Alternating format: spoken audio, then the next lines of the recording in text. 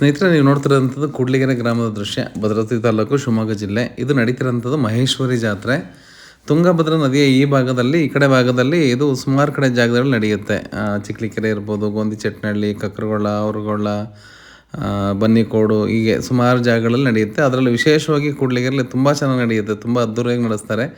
ಕಾರಣ ಏನಪ್ಪ ಅಂದರೆ ಆ ಊರಿನ ಏಕೈಕ ಹಬ್ಬ ಮಹೇಶ್ವರಿ ಜಾತ್ರೆ. ಇತ್ತೀಚೆಗೆ ಸುಬ್ರಹ್ಮಣ್ಯ ಜಾತ್ರೆನೂ ಸಹ ಅಷ್ಟೇ ಪ್ರಸಿದ್ಧಿ ಪಡೀತಾ ಇದೆ. ಆದರೆ ಕೂಡ್ಲಿಗೆರೆ ಮಹೇಶ್ವರಿ ಜಾತ್ರೆ ತುಂಬ ಅದ್ಭುತವಾಗಿ, ತುಂಬ ಶ್ರದ್ಧಾ ಭಕ್ತಿಯಿಂದ ಅಲ್ಲಿಯ ಭಕ್ತರು ಅಥವಾ ವೀರಶೈವ ಜನಾಂಗದವರು ಮಾಡುವಂಥದ್ದು. ಸೋಮವಾರ ಶುರುವಾದಂಥ ಹಬ್ಬ ಮಂಗಳವಾರ ಮತ್ತು ಬುಧವಾರ ಕೊನೆಗೊಳ್ಳುತ್ತೆ. ಈಗ ನೋಡ್ತಿರೋಂಥ ದೃಶ್ಯ ನೀವು ಬನ್ನಿ, ಇದನ್ನು ಜಾಂಡಗಳ ಏರ್ಸೋದು ಅಂತ ಹೇಳ್ತಾರೆ. ಜಾಂಡ ಅಂತಂದರೆ ಬಾವುಟ ಅಂತ ಹೇಳಿ, ಜಾಂಡಗಳ ಏರ್ಸೋವಂಥದ್ದು. ಅಂದರೆ ಅದು ಅಕ್ಕಪಕ್ಕ ಊರಿನವ್ರಿಗೆಲ್ಲ ಗೊತ್ತಾಗಲಿ ಎತ್ತರ ಬಾವುಟ ಏರಿಸಿದಾಗ ಅಂತೇಳಿ ಉದ್ದೇಶ ಅವತ್ತಿನ ಕಾಲದಲ್ಲಿತ್ತು. ಇವತ್ತಿನಷ್ಟು ವಹಿವಾಟಿಲ್ದಾಗಿದ್ದಾಗ ಎತ್ತರವಾದ ಒಂದು ಜಾಗನ ಸ್ಥಾಪನೆ ಮಾಡಿ ಅದರ ಮೇಲೆ ಒಂದು ಬಾವುಟ ಹಾರಿಸಿದಾಗ ಮಹೇಶ್ವರಿ ಜಾತ್ರೆ ಶುರುವಾಯಿತು ಅನ್ನೋದು ಗಮನಕ್ಕೆ ಬರಲಿ ಅನ್ನೋದು ಆಗದಂಥದ್ದು. ಆದರೆ ಇತ್ತೀಚೆಗೆ ವಿಪರೀತ ಪಟಾಕಿಗಳನ್ನೆಲ್ಲ ಹೊಡೆದು ಎಲ್ಲ ಮನೆಗಳೆಲ್ಲ ಅಲಂಕಾರ ಮಾಡೋಂಥದ್ದು, ಮನೆಗೆ ನೆಂಟರಷ್ಟು ಕರಿಯೋಂಥದ್ದೆಲ್ಲ ಮಾಡ್ತಾರೆ. ಈಗ ನೋಡ್ತಿರೋಂಥ ದೃಶ್ಯ ಕೂಡ್ಲಿಗೆರೆ ಹಾಲೇಶ ಇವರು ಸಿದ್ದರಾಮ ಗೌಡ್ರ ಮನೆಯದು. ಸುಮಾರಷ್ಟು 11-10 ದೇವ್ರುಗಳು ಬರುತ್ತೆ. ಎಲ್ಲಾರ್ಕೆರೆ, ದಾನವಾಡಿ, ಮಾರ್ಶೆಟ್ಟಿಹಳ್ಳಿ, ಹತ್ಕುಂದ, ಈಗೆಲ್ಲ ಕಡೆಯಿಂದ ದೇವ್ರುಗಳು ಬರುತ್ತೆ. ಎಲ್ಲ ಗಂಡು ದೇವ್ರುಗಳೇ ಆಗಿರುತ್ತೆ. ವಿಶೇಷ ಅಂತಂದರೆ ಮನೆ ಹೆಣ್ಮಕ್ಳನ್ನೆಲ್ಲ ಸ್ವಾಗತ ಮಾಡಿ, ಆರತಿ ಮಾಡಿ, ಮತ್ತೆಲ್ಲ ಸ್ನೇಹಿತರನ್ನೆಲ್ಲ ಕರೆದು, ಬಂಧು ಬಳಗದವ್ರು ಕರೆದು, ಮತ್ತು ದೇವ್ರು ಕರ್ಕೊಂಡು ಬಂದವ್ರನ್ನ ಕರೆದು ಅವ್ರಿಗೆ ಊಟದ ವ್ಯವಸ್ಥೆಯನ್ನು ಮಾಡಿರ್ತಾರೆ. ತುಂಬ ಚೆನ್ನಾಗಿರುತ್ತೆ ಆ ದೃಶ್ಯಗಳಲ್ಲಿ ನೋಡಲಿಕ್ಕೆ. ಇವತ್ತಿಗೂ ಇದೆಲ್ಲ ನಡೆಯುತ್ತಾ ಅಂತ ಅನಿಸುತ್ತೆ. ಇವತ್ತಿನ ಇದರಲ್ಲೂ ಸಹ ಇವೆಲ್ಲ ನಡೀತಾವೆ ಅಂತ ಅನಿಸುತ್ತೆ. ಹಾಗಾಗಿ ಇದನ್ನೆಲ್ಲ ನೋಡಬೇಕೊಮ್ಮೆ. ಅದಾದಮೇಲೆ ನಾವೆಲ್ಲ ಮತ್ತೆ ತೋಟಕ್ಕೆ ಹೊರಡೋಂಥದ್ದು ಇರುತ್ತೆ. ಗುರುಗಳು ಬರ್ತಾರೆ, ಚನ್ನಗಿರಿ ಕೇದಾರ ಮಠದ ಗುರುಗಳು ಬರ್ತಾರೆ.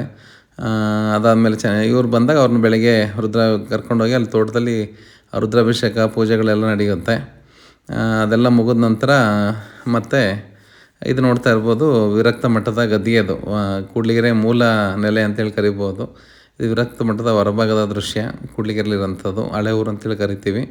ಹೀಗೆ ನೋಡ್ತಾ ಇರಲಿ, ಎಲ್ಲ ದೇವರುಗಳು ಬರುತ್ತೆ ಅಲ್ಲಿಗೆ, ಎಲ್ಲ ಗಂಡು ದೇವರುಗಳೇ ಬರೋಂಥದ್ದು ವಿಶೇಷ. ಹಾಗೆ ಸೋಮವಾರ ರಾತ್ರಿ ಹಬ್ಬ ಇಲ್ಲಿಂದ ಊರಲ್ಲೆಲ್ಲ ಮುಕ್ತಾಯಗೊಂಡು ಮಂಗಳವಾರ ಬೆಳಗಿನ ಜಾವ ದೇವರುಗಳು ಮತ್ತು ಗುರುಗಳ ಜೊತೆ ಹೊರಟು ತೋಟಕ್ಕೆ ಹೋಗೋಂಥದ್ದು. ತೋಟದಲ್ಲಿ ರುದ್ರಾಭಿಷೇಕ ಆದ ನಂತರ ಗುರುಗಳು ಮತ್ತೆ ತಮ್ಮ ಸ್ವಸ್ಥಾನಕ್ಕೆ ಹೊರಡ್ತಾರೆ. ಹೊರಟ ಮೇಲೆ ಅಲ್ಲಿ ಮೊದಲನೇ ದಿವಸ ಅನ್ನ, ಕಿಚಡಿ, ಬಾಳೆಹಣ್ಣು ಅಂತೇನು ಕರಿತೀವಿ, ಅದು ಸಾತ್ವಿಕ ಆಹಾರ ಇರುತ್ತೆ, ತುಂಬ ಚೆನ್ನಾಗಿರುತ್ತೆ. ಅದಾದಮೇಲೆ ಬುಧವಾರ ಬಾಳೆಕಾಯಿ ಪಲ್ಯ ವಿಶೇಷವಾಗಿ ಮತ್ತೆಲ್ಲ ಥರ ತರಕಾರಿಗಳು ಉಪಯೋಗಿಸಿ ಸಾಂಬಾರೆಲ್ಲ ಮಾಡುವಂಥದ್ದು. ಮತ್ತು ದೇವ್ರುಗಳು ಯಾರು ಕರ್ಕೊಂಡು ಬಂದಿರ್ತಾರೋ ಅಲ್ಲ, ಅವ್ರವ್ರ ದೇವ್ರುಗಳು ಅವ್ರವ್ರ ಊರಿಗೆ ಕರ್ಕೊಂಡು ಹೋಗ್ತಾರೆ. ಭಕ್ತರು ಬಂದಂಥವ್ರು ಸುಮಾರು 5,000-10,000 ಜನ ಅಲ್ಲಿ ಸೇರೋಂಥದ್ದು. ಮತ್ತು ದೇವ್ರನ್ನ ರಾತ್ರಿ 12 ಗಂಟೆ ಅಷ್ಟೊತ್ತಿಗೆ ಎಲ್ಲ ವಾಪಸ್ ಊರೊಳಗೆ ಕರ್ಕೊಂಡು ಬಂದಾಗ ವಿಜೃಂಭಣೆಯಿಂದ ಅದು ಮತ್ತೆ ಸ್ವಾಗತ ಆಗುತ್ತೆ. ಹೀಗೆ ಕೂಡ್ಲಿಗೆರೆಯ ಮಹೇಶ್ವರಿ ಜಾತ್ರೆ ಉದ್ದೇಶ ತುಂಬ ಇದೆ. ಉದ್ದೇಶ ಹೇಳಬೇಕು ಅಂದರೆ ಅದಕ್ಕೊಂದು ದೊಡ್ಡ ಕಥೆನೇ ಇದೆ. ಮಹೇಶ್ವರಿ ಜಾತ್ರೆ ಯಾಕೆ ಮಾಡ್ತಾಯಿದ್ರು, ಮಹೇಶ್ವರ ಸ್ಥಾನ ಅಂದರೆ ಏನು, ಅದೆಲ್ಲದೊಂದು ದೊಡ್ಡ ಅದ್ರ ಕಥೆನೇ ಇದೆ. ಹಾಗಾಗಿ ಅದ್ರ ಮತ್ತೊಂದು ವೀಡಿಯೋದಲ್ಲಿ ನಾನು ಮುಂದಿನ ವರ್ಷ ಹೇಳ್ತೇನೆ.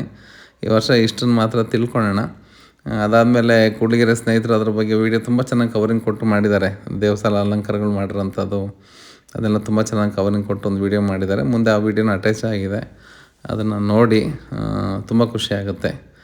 ಮತ್ತೊಮ್ಮೆ ನೀವೆಲ್ಲ ಬನ್ನಿ ಮುಂದಿನ ವರ್ಷ ಮೈಸೂರು ಜಾತ್ರೆಗೆ. Thank you.